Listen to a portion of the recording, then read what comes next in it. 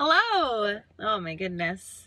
I just got out of the shower and I'm on my way to Arlington, Virginia and the Washington, D.C. area for a super secret project that I can't tell you about, which is really hard for me because I have such a big mouth. So today's video, it's the Wednesday live video that's supposed to happen at 11:11, but today it's happening at 11:21 Eastern because I had to pull over on the side of the highway to talk to you. But today's a Wednesday talk, a motivational talk, a way to create new practices and new self-care practices in your life to make life just a little bit easier, because life can be super hard, folks.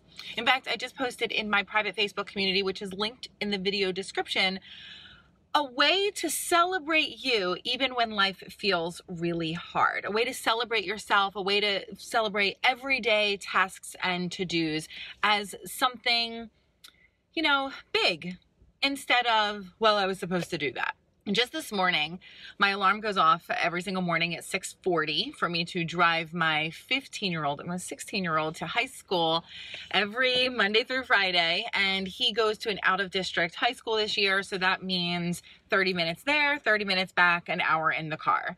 I do like to drive. Driving's not a big deal for me, but I don't love getting up before dawn and going out into the freezing cold and driving in that. But my kid has to go to school. So I decided, because I know how much words matter and how much labels matter, just in reframing negative stories to positive stories, or something that hurts us into something that conserves us. Or something that can serve us, not conserves us. I changed the label in my alarm that goes off at 6:40 a.m. Instead of it saying, take Jack to school, I changed it to quality time with Jack. And just that created a whole different energy around the task. Instead of thinking, okay, I have to get up before dawn, go out into the cold, drive my kid to school, be an hour in the car, start my day an hour later, it's quality time with my rapidly growing teenager. So I do deal with teenagers, and I just laugh because they grow so fast, and as they grow fast, they grow away. They come back, hopefully, but they do grow away. So this is time that I get to ask him how he slept, ask him how he feels about the day ahead, talk to him about nonsense, listen to the radio, sing songs together, all of those things. But that reframe makes such a difference in how I start my day. So I know that there's a big box that I get to check off, which is spend quality time with my teenager. And no matter how the day goes, I have done that. So the other practice that I have is creating a little list, little non-negotiables that I want to check off every single day. For the past, today's the 20th, so for the past 20 days, I've been sugar-free. And that's one of the things I check off my list. Didn't eat sugar today. For the past, I think it's 11 or 12 days, I haven't yelled at all, haven't raised my voice with my kids or around my kids. So that's another thing that I get to check off. And you see how I staggered it. So first I started to give up sugar. Then I was like, okay, I'm going to give up yelling. Today I added a new practice. I was working with my life coach yesterday. I had my life coach and my therapist yesterday. It was a big day. And we were just talking about, showing up for work and how I've just been feeling down lately. And she asked me how my meditation practice was. And I'm like, oh yeah, that old thing that I haven't been doing at all. And she's like, hold up, you're a meditation teacher and you're not meditating. Like, you're not sitting down and creating dedicated space to meditate. How does that feel as far as integrity goes? And it feels like shit. I felt completely out of integrity. So I said, okay, I'm going to start a new practice tomorrow. And I put down 8:30 a.m., meditate for 20 minutes. And I did it this morning, another box I get to check off. And what I do every single night before I go to bed, I write to her. She serves as my accountability partner too. But I write to her and I tell her how my promises went. Did I keep my promises? So I know that every single day that I get to celebrate something. I celebrate no sugar. I celebrate no yelling. And now tonight I get to celebrate meditating for 20 minutes.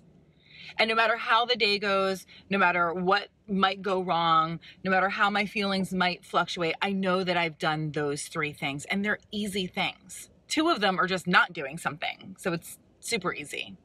I mean, that's a little bit of a lie. It was a little bit of a struggle to get there. But I know that check-in, that accountability is keeping me on pace. And a really beautiful thing that I do when I don't hit my promise is that I celebrate. We call it Groundhog Day because it's kind of like, okay, I'm just like setting back to the beginning and starting over again.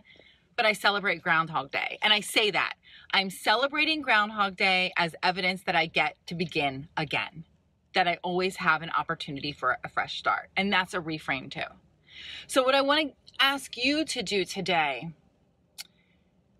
take a chore, a task, something that feels like drudgery, something that isn't necessarily your favorite part of the day, but something that you absolutely have to do. And ask yourself how you can create a reframe with new words around it. Call it something else. So I called driving my kid to school pre-dawn in the cold every single morning for an hour. I call that quality time with Jack. And when I call it that, it flips a switch in my brain that over time, saying it again and again allows me to believe it, allows me to see it as such.